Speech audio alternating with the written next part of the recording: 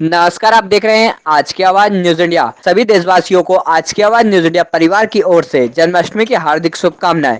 देखिए दिन भर की प्रमुख खबरें। होशंगाबाद जिले के तहसील डोलरिया में आज कृष्ण जन्माष्टमी के उपलक्ष्य में बड़ी धूमधाम से ग्रामीणों ने झांकी निकाली, जिसमें कि राधा कृष्ण भगवान को रथ में बिठाकर पूरे गांव में भ्रमण कराया एवं लोगों ने पूजा अर्चना की, जिसमें सुरक्षा बल भी मौजूद रहा। ग्राम सेल में राधा कृष्ण की झांकी बनाई गई एवं श्री रामचरितमानस का अखंड पाठ किया जा रहा है। डोलरिया से प्रवीण गौर की खास रिपोर्ट।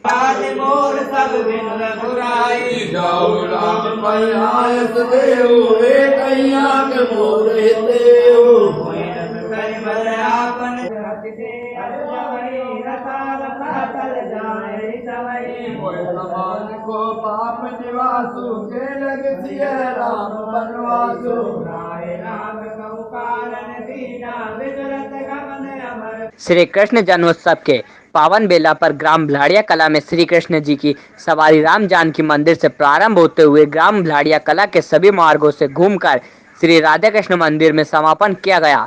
इस दौरान ग्राम के सभी नागरिक हर्षोल्लास के साथ श्री कृष्ण की सवारी में शामिल हुए। खपरिया से सुमित उपाध्याय की खास रिपोर्ट।